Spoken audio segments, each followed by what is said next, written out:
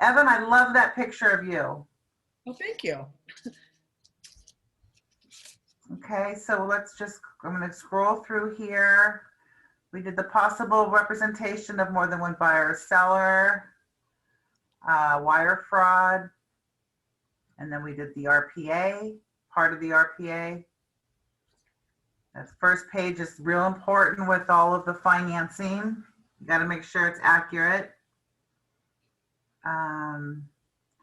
Pretty sure we stopped at my favorite paragraph 14. Remember, we're having our buyer's initial each page. And I went too far. Okay. We have, I don't know if everybody's on yet. We had quite a few more yesterday. I'm going to go ahead and get started. We might finish a little early today, maybe by noon, because we got a lot done yesterday. So please stop me with any questions you might have. There's no such thing as a dumb question or anything like that. So don't be afraid of that. We're all learning. So please, if I go too fast or you have any questions, just chime in, interrupt. Let's, I want everybody to understand what we're doing here. So we're going to go ahead and start where we ended off yesterday on paragraph 14, time periods, removal of contingencies, cancellation rights. You're going to notice in the purchase agreement that the seller doesn't really have a way to cancel unless the buyer's not performing, okay? So the seller can't, in the middle of escrow, decide, you know what, I don't want to sell and cancel. He can't do that unless the buyer is not performing. Then we give the buyer a notice to perform, which is usually removing a contingency. If they don't perform, then the seller can cancel, okay? But our time periods are very important. And everything starts once we have an accepted offer, whether that be the original purchase agreement or a counteroffer number 7. I've seen it go back 19 counteroffers. So the buyer writes the offer, the seller counters, the buyer can counter the seller's counter, the seller can counter some things on the buyer's counter. It can go back and forth. But once we have an agreement, let's say the agreement is today, May 6th, we have an agreement, then the clock starts ticking. So tomorrow is day number 1, okay? So if the agreement's today on May 6th, the day number 1 is May 7th, sorry. So time periods. The time periods may be only extended, altered, modified, or changed by mutual written agreement. Any removal of contingencies or cancellation is under this paragraph by either buyer or seller must be exercised in good faith and in writing on CAR Form CR, which is contingency removal. So as the contract is written, the seller has 7 days after acceptance to deliver to the buyer all reports and disclosures that they would have. Remember, 7 days, it's calendar days. Throughout the contract, it's calendar day. It's calendar days. It's only business days on page 1 when we have the good faith deposit, that 3%. That for that occasion only is it business days. The rest of the contract, it's calendar days. So today we're going to agree on the contract today, May 6th. So the seller has 7 days starting May 7th. 7 days to deliver to buyer all the reports and disclosures. And then the buyer has 17 days after acceptance to complete all their investigations, review all the disclosures that they received from the seller and the reports. Okay. You can change those dates. If you want to make your offer a little bit more desirable in this crazy market, you might want to shorten the buyer days to do inspections from 17. You can do them in 10. You can do them in a lot shorter than 17 days. So that's a way to kind of alter the contract to make it a little bit more desirable. Because usually if a buyer is going to back out, it's one of two reasons. It's the inspection or it's the loan. Okay. Is somebody asking a question? I hear talking. Okay.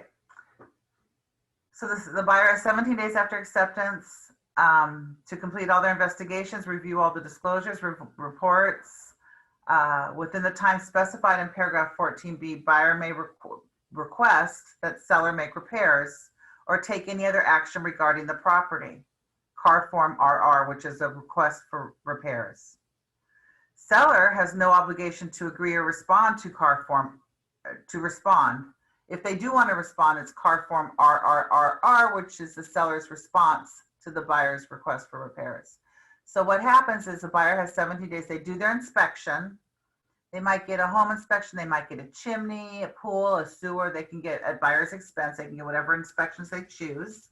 And then they're going to sit down, and if they review it and they want the seller to make some corrections or some repairs, they can ask for repairs. They can ask for a credit.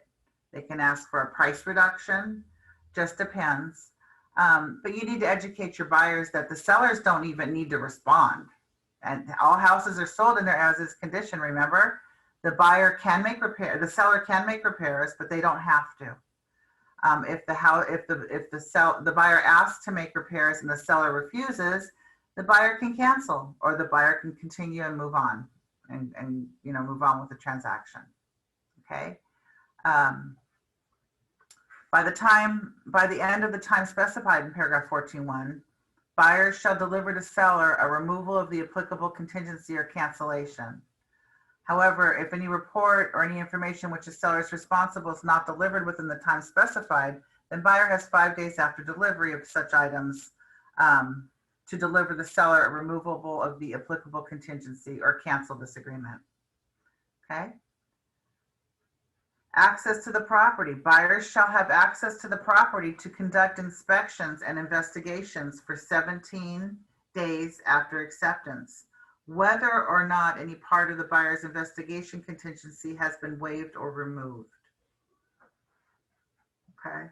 Does anybody, it's a little confusing, so I'd be really surprised if nobody has any questions. Excuse me, the Yes. 17 days is always 17 business days, right? Calendar days. Calendar days, okay. Always calendar days. The only Okay. time it's business days is to deposit the 3% deposit into escrow at the beginning. Okay, thank you. You're welcome. Hey, Demetra, it's Evan. I'm taking this class again because this was the page I was struggling with when we get down to number E too. I have big question marks on that one still. Okay. But doesn't escrow track this for you as well and monitor these deadlines? I know that we send emails or follow up with the clients, but doesn't escrow also manage these timelines as well once it gets opened, or am I wrong? Some escrows will give you a time period, but it's up to you, the agent, it's your responsibility as when you write the offer to protect your buyer. So we want to stay on top of those contingency dates because we don't want to remove contingency, and then if they cancel, they're in jeopardy of losing their deposit. So I like to, and sometimes escrow's wrong. I want to make sure that our dates are accurate from acceptance. The clock starts ticking. Okay. So yeah, some escrow companies will give you a little calendar that shows what day everything is. Yeah. Yes. Not all of them do it. Okay. When I'm in an escrow that has that, I check it to my calendar because I only trust me.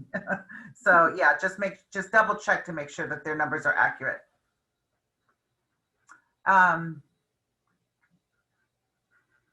Okay, seller right to cancel. I'm sorry, on C.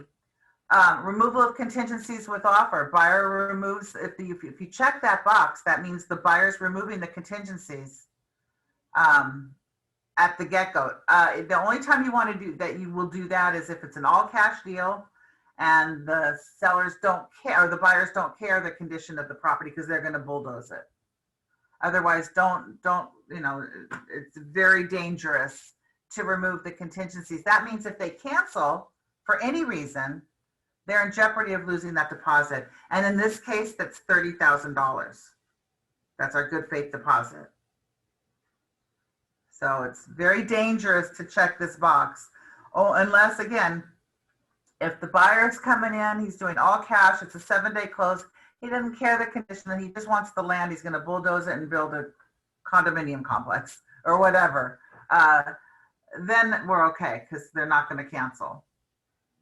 On D, seller right to cancel. The only time the seller has the right to cancel, buyer contingencies. If by the time specified in this agreement, buyer does not deliver to seller a removal of the applicable contingency or cancel this agreement, then seller, after first delivering to buyer a notice to perform, CAR from form NBP, notice buyer to perform, may cancel this agreement. In such event, seller shall authorize the return of buyer's deposit except for fees incurred by buyer. So that means that, again, the only time the seller can cancel a transaction is if the buyer is not performing. And then the seller will deliver to buyer a notice to buyer to perform, meaning remove your contingencies or we're canceling. And if they don't remove the contingencies, the seller can then unilaterally cancel the contract. Demetra, I have a question. Yes. Okay, so going back to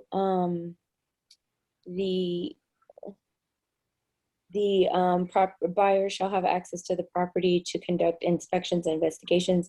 So whether or not any part of the buyer's investigation contingency has been waived or removed. So let's say they waive it, but they still, I guess according to this, still have access for 17 days. And within those 17 days, they find something that they actually don't, that gives them pause or whatever.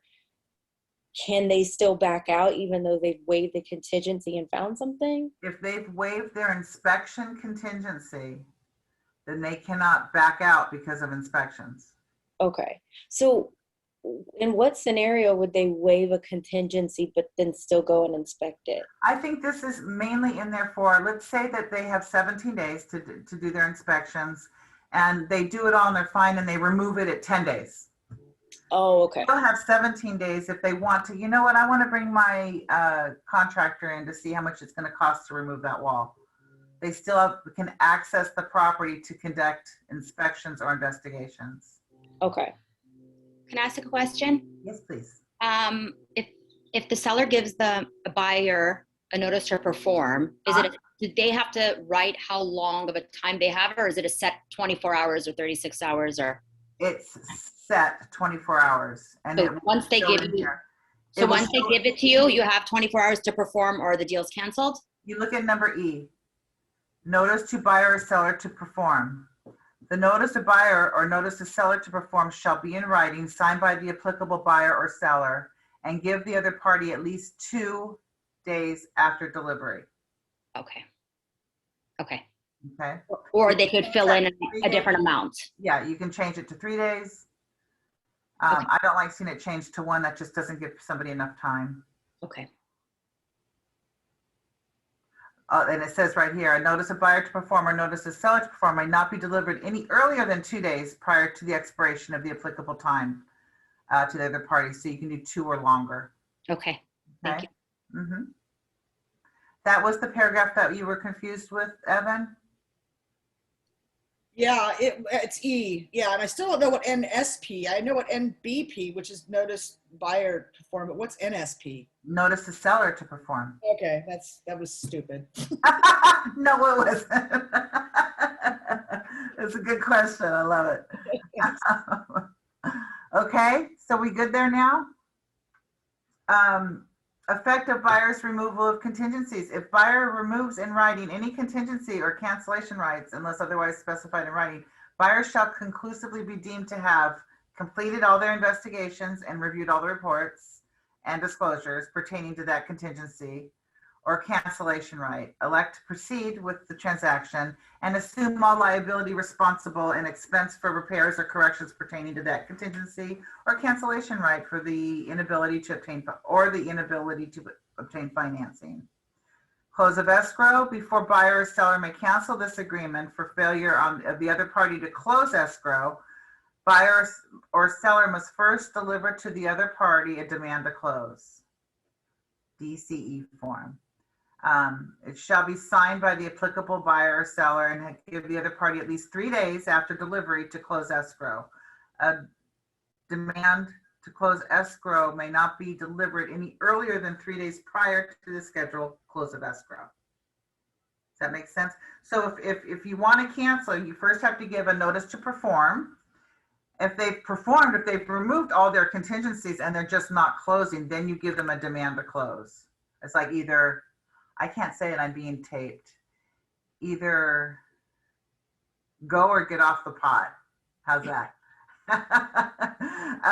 So that, that it's like, that you give them a notice, you gotta get this closed or we're canceling and we're going to find another buyer. Okay.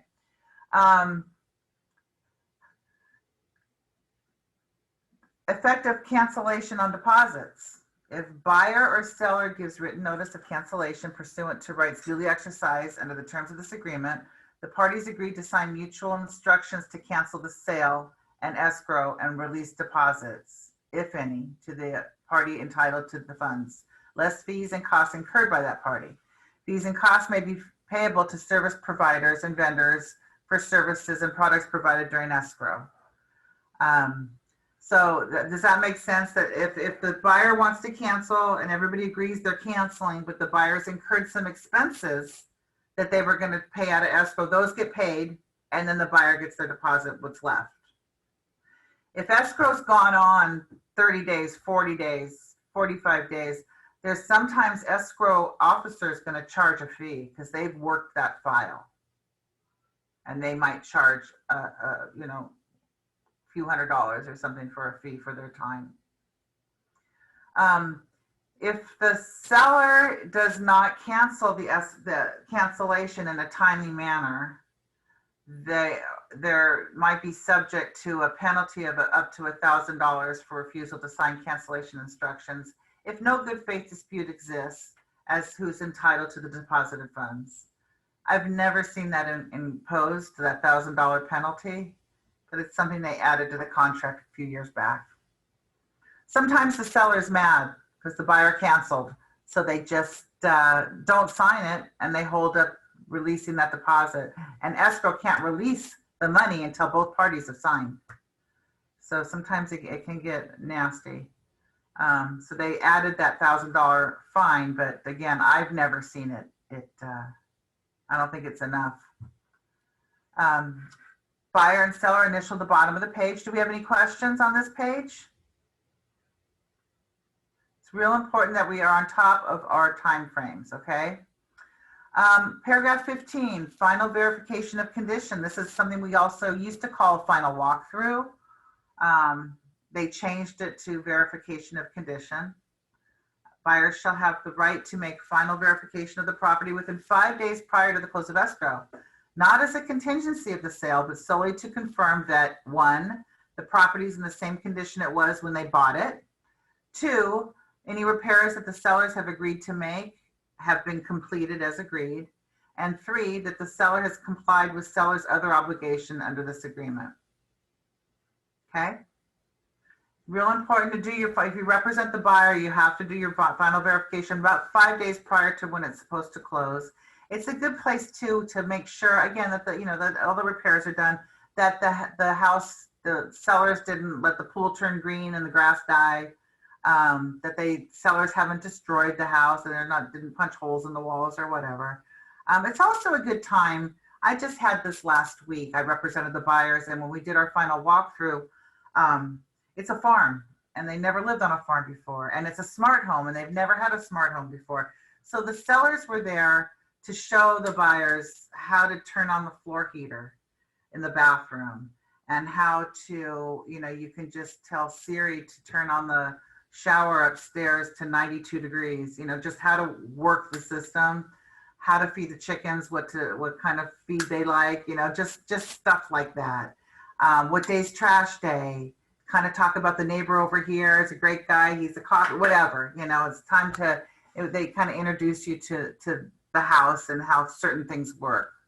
That worked out really well for us because we never would have figured out how to work a smart home. So very important that we do a final verification of condition. Can't call it a final walkthrough anymore because some people can't walk and it was discriminatory. So we had to change it to final verification of condition. Number 16 is repairs. So when we do our request for repairs, the repairs need to be completed prior to the final verification.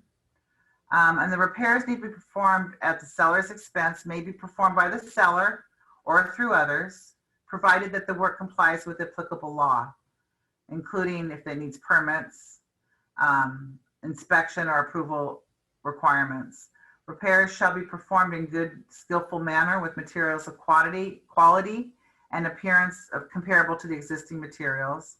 It's understood that exact restoration of appearance or cosmetic items following repairs may not be possible. Sellers shall obtain invoices and paid receipts for repairs performed by others. Prepare written statement indicating the repairs performed by seller and the date of each such repairs. If there's a lot of repairs to be done, I highly recommend that you get a credit instead, especially if the seller's not handy and they don't want to hire a professional to do what they want to do it themselves, just to make sure that the repairs are done to your buyer's liking. Sometimes it's easier to get a credit, and the credit, when you do a credit in escrow, if the seller, let's say, pays $2,000 towards the repairs in lieu of doing repairs, they're going to pay the buyer. It goes towards the buyer's closing costs, that $2,000. We used to have what we called a carpet allowance. Lenders won't allow that. So any credit goes towards buyer's closing costs. So in this case, if it was $2,000, that saves the buyer $2,000 that they were going to pay for their closing costs, and then they can use their own money to do whatever repairs they want to do. That make sense? Okay, thank you for the head nod, Luz. Appreciate it.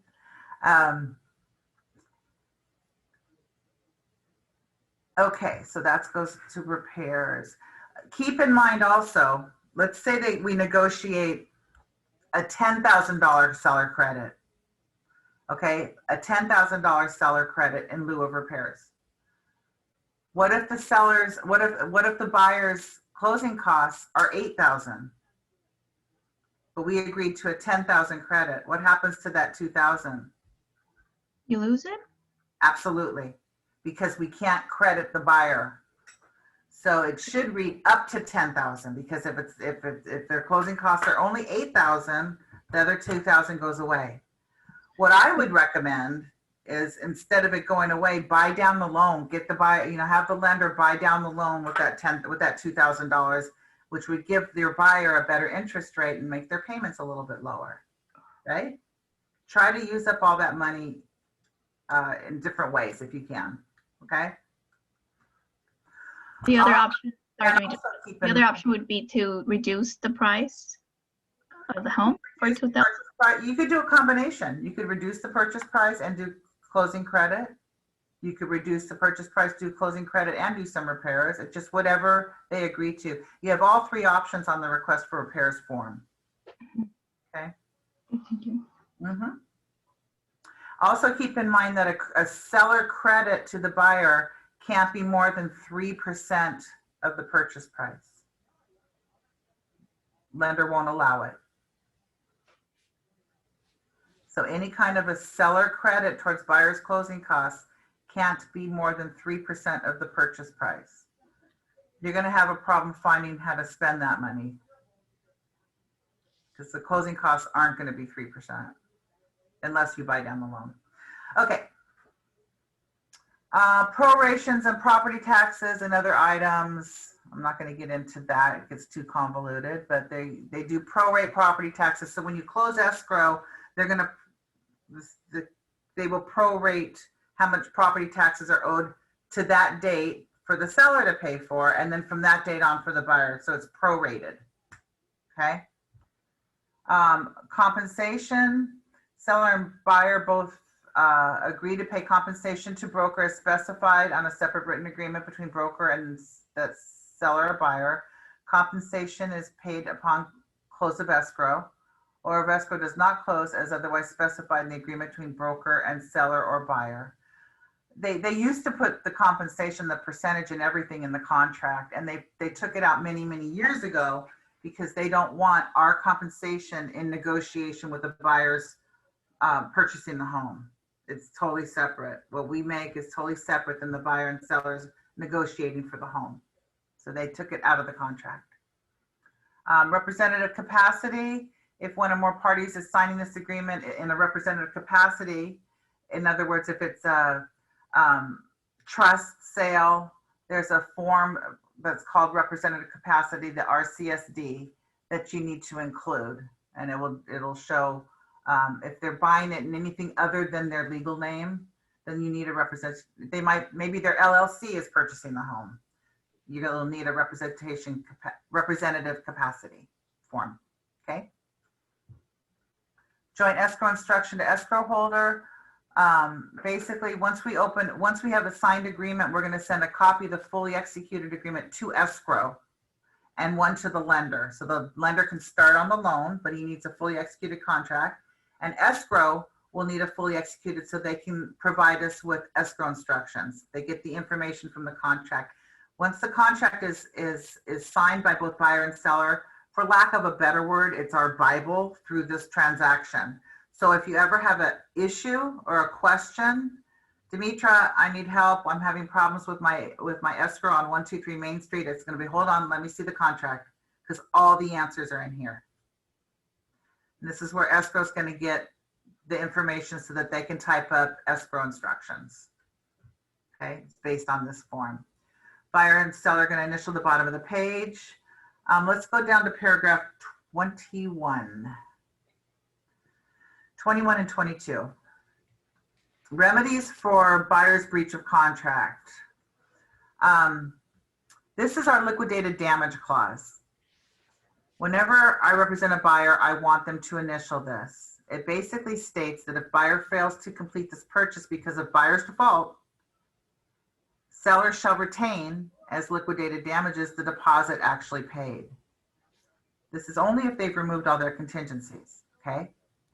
So if the property is a dwelling with no more than 4 units, one of which the buyer intends to occupy, then the amount retained shall be no more than 3% of the purchase price. Remember yesterday when we did page 1, the finance page? We started off with that 3% good faith deposit, EMD they call it now, that $30,000. That's why it's 3%, because if the buyer fails to complete this transaction, that's the damages that the seller has suffered, is 3% of the purchase price. So basically the buyer has to, if the buyer has removed all their contingencies and the house has been off the market for 3-4 weeks, and then the buyer says, you know what, never mind, I'm canceling, then he's in jeopardy of losing that deposit, because the sellers had the house off the market for a month, they've lost out on other buyers, and they've suffered damages. So that's what liquidated damages are for.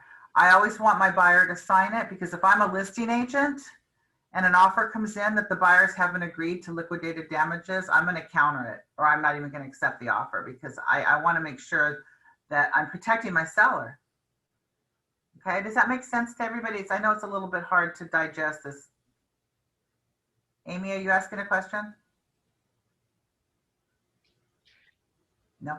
Okay. I have a question. Yes. Hi, Taylor. Hi.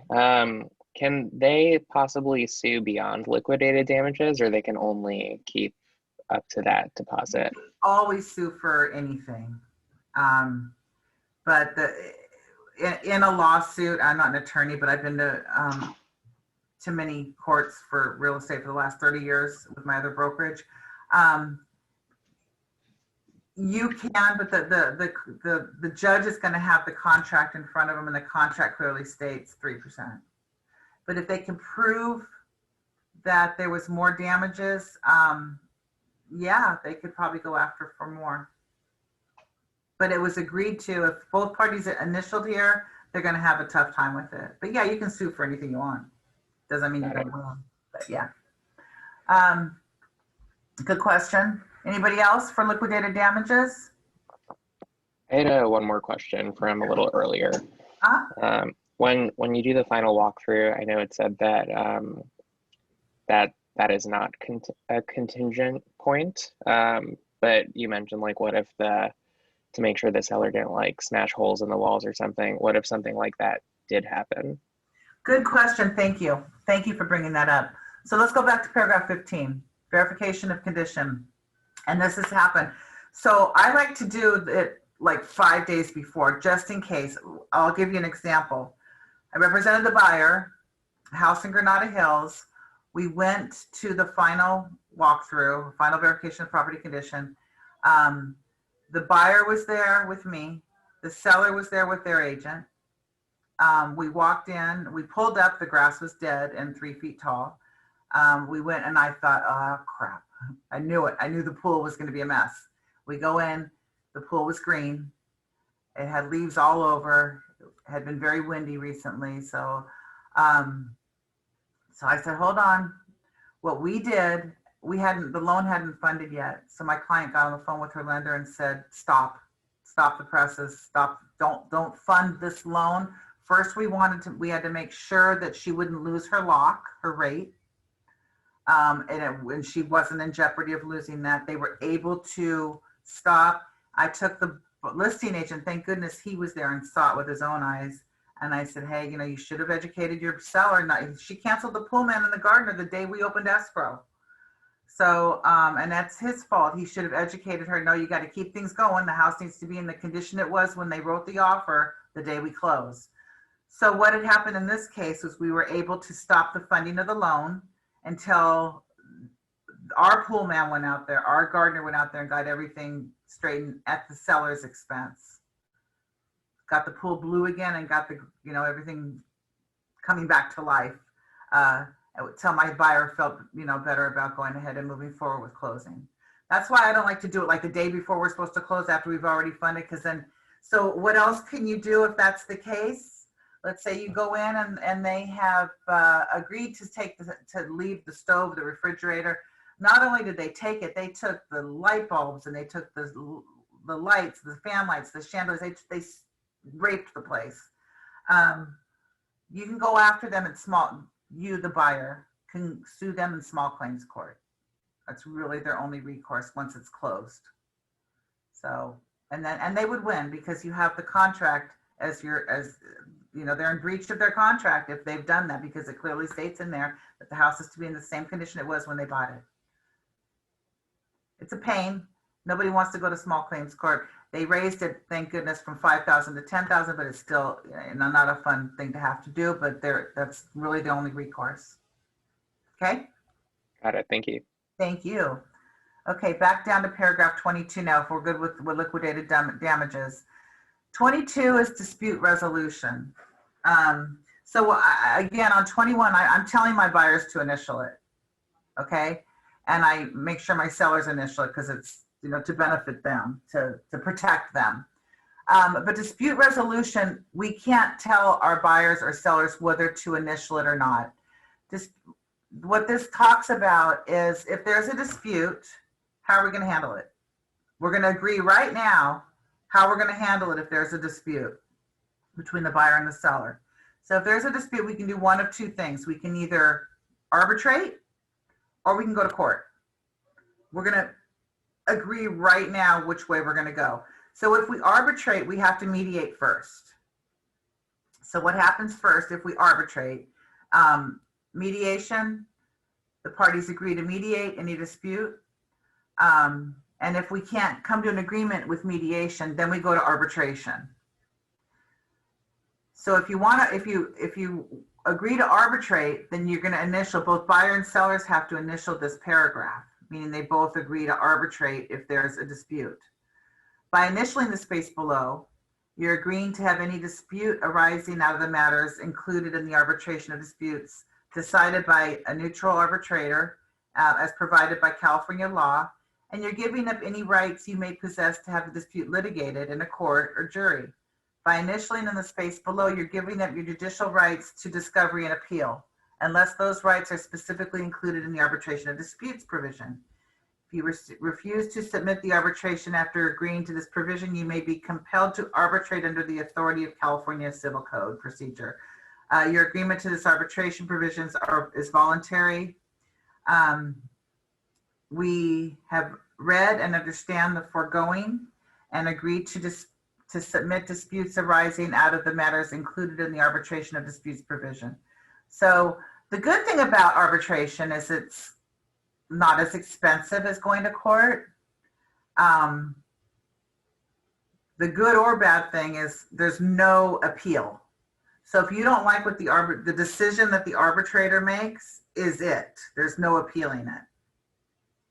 Okay, so you have to live with whatever the arbitrator decides on the dispute. If you don't agree to arbitrate, then you don't initial this paragraph, which means that if there's a dispute, you can go to court. Before you go to court, you must mediate. If you mediate and there's no agreement, if you come to an agreement, great, you're done. If you don't, then you have to go, then you can go to court. The bad thing about going to court, attorneys are expensive. The only one that wins when there's a lawsuit are the attorneys. They make a lot of money. So you can go to court. It costs more money. It takes much longer. But if you don't like the decision, you can always appeal it, which is going to cost even more money and take even longer.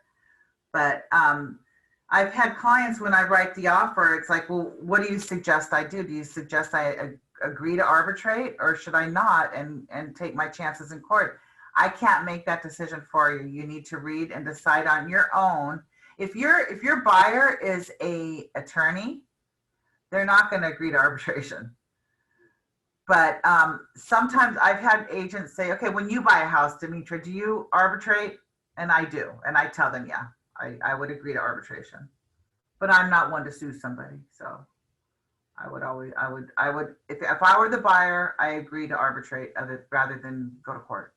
That's my personal opinion. We all have a right to our own. Our buyers and sellers have a right. They need to agree which way they would prefer to go. Anybody have any questions?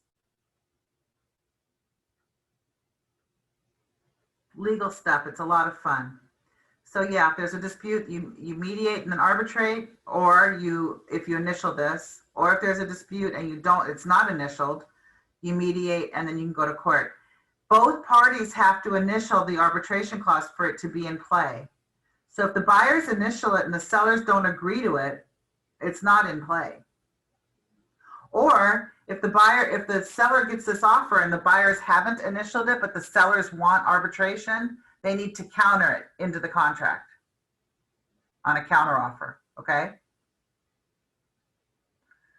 All right. On C here, it talks about, real quick, additional mediation and arbitration terms, exclusions. The following matters are excluded from mediation and arbitration. So just go ahead and read through that. So on this page, there's actually 3 places in which a buyer and seller could potentially initial. The liquidated damages, the arbitration, and then of course at the bottom of each page, they're initialing that they've received a copy of it, okay? All right, if we have no questions, we'll move forward to the next page. Selection of service providers is just a disclaimer that brokers do not guarantee the performance of any vendors or service providers. The MLS, brokers are authorized to report to the MLS a pending sale, and upon close of escrow, the sales price. When it's pending, you'll notice in the MLS, you don't know the price it's sold for in case it falls out. So the only time the price is published to the public is once it has recorded. Then it's a matter of public record. So then we can disclose the price, not until it's sold. Attorney fees, assignment, equal housing, terms and condition of the offer, time is of the essence. Definitions, I want to go to days. If you look at paragraph 30F, days mean calendar days. However, after acceptance, the last day for performance of any act required by this agreement, including the close of escrow, shall not include a Saturday, Sunday, or legal holiday, and shall instead be the next day. What this means, let's go to the 7-day, the seller's got 7 days to give us disclosures, right? If day 7 is on a Saturday, that gets extended to Monday. An event can't end on a weekend or legal holiday. Instead would go to the following business day. So let's say an event's it's gonna end a contingency date, it's gonna end a close of escrow date. Let's say it's a 30-day close and that 30-day happens to land on Saturday, May 8th. Can't close on Saturday, May 8th. So that would go to Sunday, can't close on Sunday, go to Monday. If Monday's a legal holiday, it would go to Tuesday. Okay? So an event including close of escrow or any contingency dates can't end on a weekend or a legal holiday. Okay? Keep that in the back of your mind because that will definitely come up. I have battled with some agents that have been in the business many, many years, and I had to educate them. They weren't aware of this. So I just always want to bring that to your attention. Demetra, so yes. does that affect your contingency? I mean, if that's where it lands, and you're saying it's a 7-day, but it's extended to, or It's like 11, automatically extended 12. to the next business day. It shouldn't, and it's hard to math it out because you don't know what day you're going to have an acceptance. If you go back, see, you can't, when you're writing the offer, you can't plan exactly what dates are going to be the contingency dates because you don't know when when the seller's going to accept your offer, or if they give you a counter offer, if you're going to accept that counter or give them a counter to their counter. So it's kind of hard to, so does it affect the contingency? Not really, other than we can't ask them to remove it until that next business day. Mm-hmm. Okay. And this has other definitions of verbiage that's used throughout the contract that you might want to read over. Paragraph 31 is the expiration of the offer. Well, we're finishing quite early today. The offer shall be deemed revoked and the deposit, if any, shall be returned to the buyer unless the offer is signed by the seller and a copy of the signed offer is personally received by buyer or by, put your name in there, who is authorized to receive it. It gives you the authority to receive it on your buyer's behalf. So you always want to put your name in there. So I'm going to go ahead and put my name in here. That way I have the authority to receive documents for my buyer, who is authorized to receive it by 5 p.m. on the third day after this offer is signed by buyer. So that gives you an automatic, this offer is expired 3 days after we sign it. Or you can change it. You can put a date in here. You can put a time and date in here.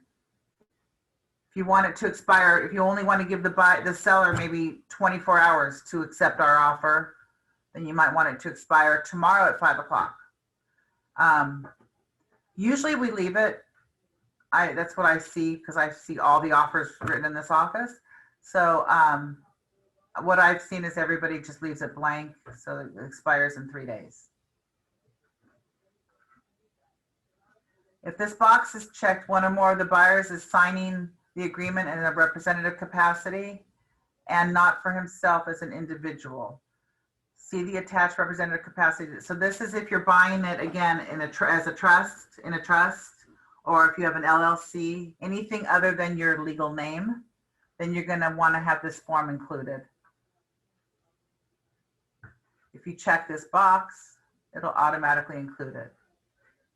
There it goes. See the little circle? It's adding it to the contract, the RCSD. Now it's been added.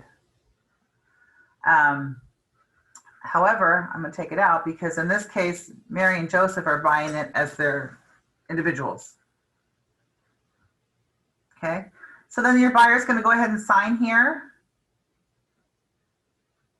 If we go to the next page, so you're done with your buyer. He signed it. No, you're not. He's got to initial this page down here. But he's signed the contract. It's going to go, once you're done with the contract, you're going to send it to the listing agent, who's going to go over it with his seller. If they accept the offer, acceptance of offer, seller warrants that the seller is the owner of the property or has the authority to execute this agreement. Seller accepts the above offer and agrees to sell the property on the above terms and conditions. Seller has read and acknowledges a receipt of a copy of this agreement and authorizes broker to deliver a signed copy to buyer. So the seller can go ahead and sign here if they agree to it as it's written. If they want to counter it, then right here, they're going to check this box. Seller's acceptance is subject to attached counteroffer. CAR form SCO, which is seller counteroffer, or if you have multiple offers, it's going to be the seller multiple counteroffer form. So if you represent the seller, you're going to, and you want to counter it, it's going to be on either the seller counter. If you only have one offer, then you're going to use this SCO, seller counteroffer. If you have two offers or more, it's now a multiple offer.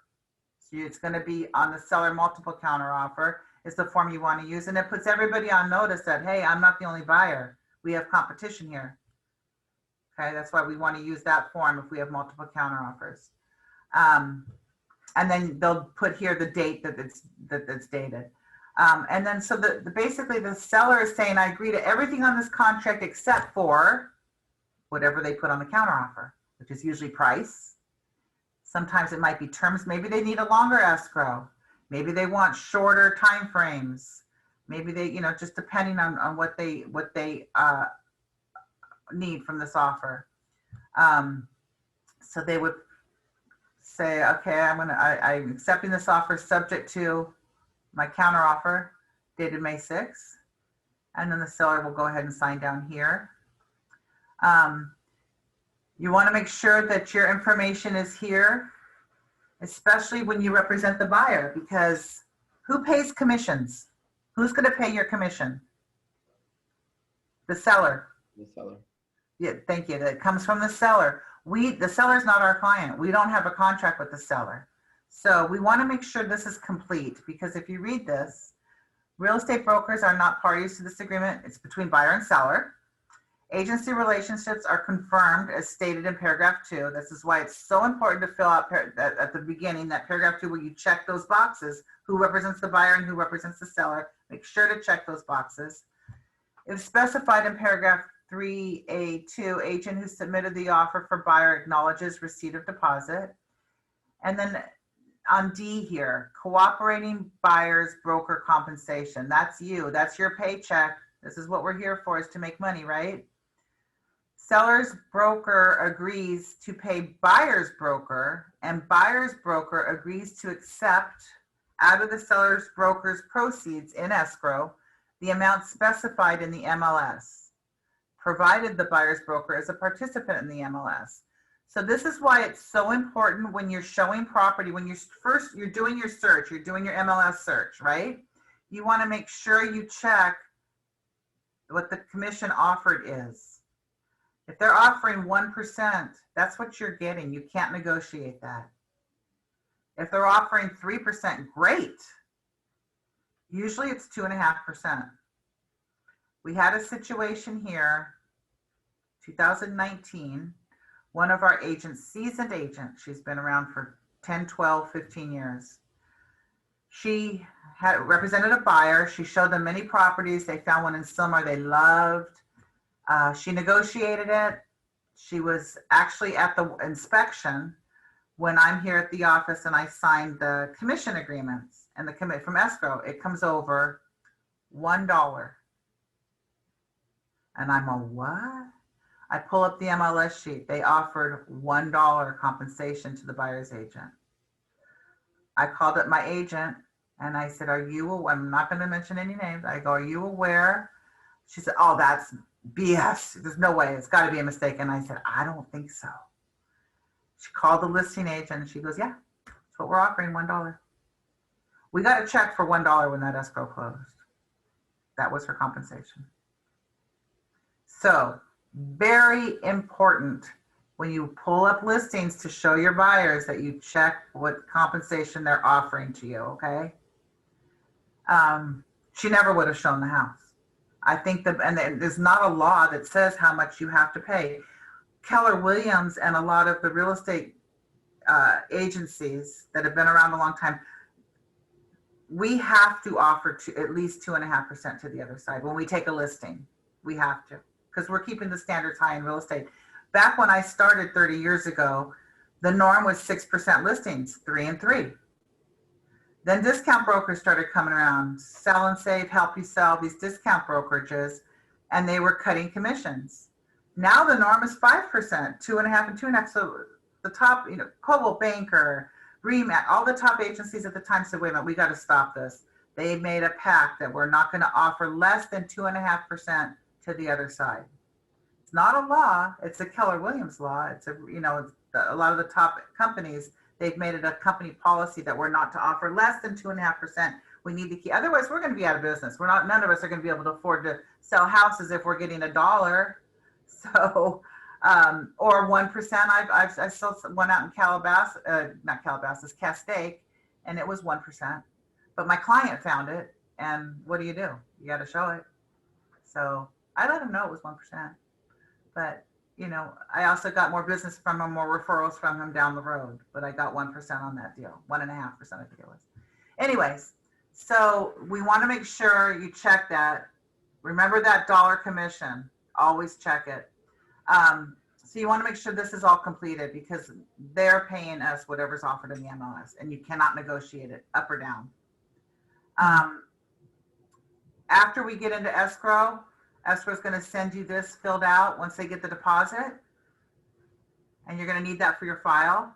It's the escrow holder acknowledgement. They're going to fill this out that they received that good faith deposit, that initial, that EMD, that 3%, that 30,000. And they're going to put their name, the escrow number, and they're going to send this back to you. It's your receipt. If you represent the seller and you get multiple offers, you can only sell it to one party, right? So if I get 10 offers, I'm going to make sure I have my seller and I are going to fill out this part. We presented the offer on this date. The seller rejected your offer. Have the seller initial that their offer was rejected, and send this page 10 back to the other offers that didn't get it. As the broker, I get calls sometimes from angry agents who represented a buyer saying, I wrote an offer. I don't think your agent presented it to the seller because they had their own offer and they wanted to push their own offer through. They accuse us of doing this sometimes. So if we have this signed by our seller, we can prove, sorry that your buyer didn't get the house. We can only sell it to one party. The seller chose another offer. He reviewed your offer and he signed it and he rejected it. This is just to protect yourself so you can't be accused of doing anything that you didn't do, okay? So it's good practice. If you're a listing agent, it's a good place to be if you have multiple offers, right? Because you're going into escrow. You got a great listing. So make sure that we, email back the buyers that didn't get it, their agents. Thank you for your offer on my property on 123 Main Street. Unfortunately, my seller chose another offer. Attached, please find where the seller rejected your offer. Thank you. I wish you and your buyer the best. Call it a day. All right? Demetra, do you have the obligation to send the reject form back or just as a courtesy? As a courtesy. Thank you. As a courtesy. You don't have to. I think it's good business practice because you never know when you might be writing an offer on one of their listings. So you want to make sure that we're courteous and, and also don't get accused of doing something, especially if you represented the buyer and the seller. I don't want another agent saying, Peter never submitted. I don't think Peter submitted my offer. He had his own buyer and he pushed his buyer through so he could get double the commission. And this way we have proof that wasn't the case, that you did submit all offers, including theirs, and the seller chose another. Just to protect you. But do you have to? No. But it's good business practice, in my opinion. Okay? Thank you. Thank you. And that's that. Then the last page here is buyer's inspection advisory. It's also included in the purchase agreement. We want to make sure that we strongly advise that the buyer investigate the condition and suitability of all aspects of the property, including but not limited to. It goes on with it can get a regular general inspection, wood destroying pests. They can get a termite inspection. They can get a soil, a geological inspection. If the house is on a hill or built on stilts, I'd recommend you do that. They do that. They can get all sorts of different kinds of inspections done. We want to make sure that they do. If they don't do an inspection, your buyer, then there's an inspection waiver form. I require that you have them sign. But they're going to sign this whether they get an inspection or not. They're going to sign that we highly recommend that they do an inspection. Okay. So Joseph and Mary will sign this form. The last one is the California Consumer Privacy Act. This was a new form that we just got in 2019, December 2019. As of January 1, 2020, the California Consumer Privacy Act grants to California residents certain rights in their private personal information that is collected by companies.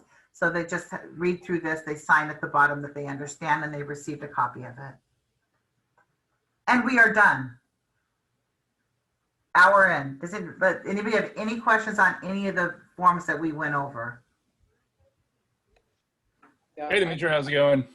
Hi. I have a question in regards to tenants. If the property comes with tenants, but the listing agent tells you, hey, this property is going to be delivered vacant, do I need to put on the contract this property will be delivered vacant, or am I covered with the 9B, closing and I was possession? just looking for it. Thank you, 9B. It's in here. And actually things are changing a little bit. It's been scary for the last year because there was a moratorium on evictions, which I understand has just been lifted. Yes. I haven't talked to the attorneys about that yet, but it was supposed to be not lifted until June 30th. But where are we? You said 9, yeah, tenant occupied property. Property should be vacant at least 5 or blank days. This should cover you. However, I'm gonna keep an eye on the house. I might even stalk it and make sure that the tenants are gone prior to that. And then when you do your walkthrough, you want to do it 5 days before it's to close to make sure that that property is vacant. Okay, perfect. Thank Otherwise, you so they're in much. breach of their contract, and we have an issue, and we need to. Our buyers would probably need to hire a real estate attorney.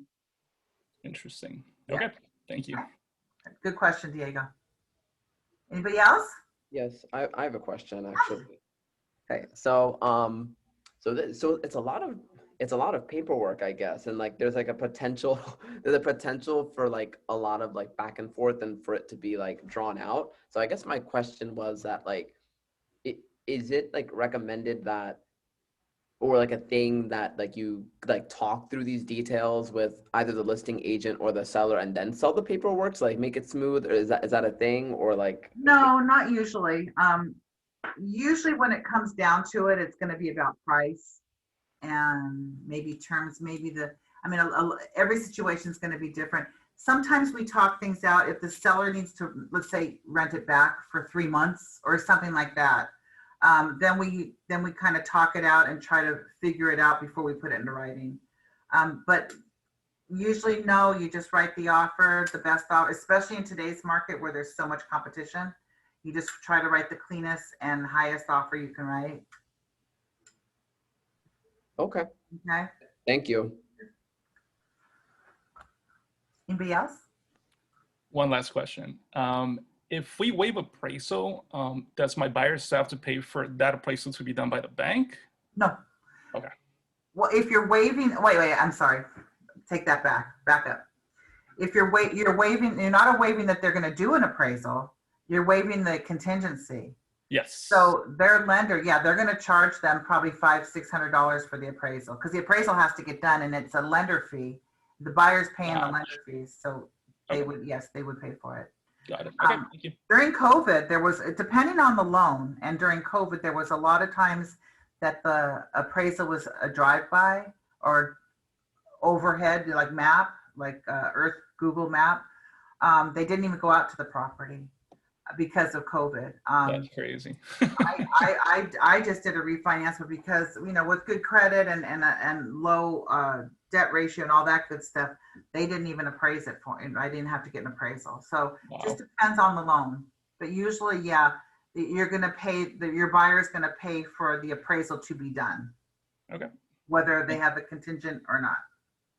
Got it. Another good question, Diego. Anybody else? Silence. All right, guys. Well, I'll let you go. 12 o'clock tomorrow at 11 o'clock. Tomorrow will be a full class. We have a lot of disclosures to go over. You talked, Menelik, you mentioned that there's a lot of paperwork here. The contract is changing at the end of the year. It's going from 10 pages to 16. So it's going to get even longer. Wow. I look forward to, huh? Oh, yay. So much fun. Yay. I'm just trying to get familiar with it because I know this contract, but now I got to relearn it. So I'll be learning it again. We'll have lots of classes, probably starting in August or September, getting ready for it because it's a lot different. Demetra, I really appreciate and admire that you memorize all those forms. I've been doing it 30 years, you know, it's like a second language. Now I got to relearn it. So, but tomorrow at 11 o'clock, we're going to go over disclosures. Real important class, guys. This is what keeps our sellers out of the courthouse and keeps our licenses without any, keeps our licenses going. Because if the seller's getting sued, you're getting sued with them. So we'll see you tomorrow at 11 o'clock.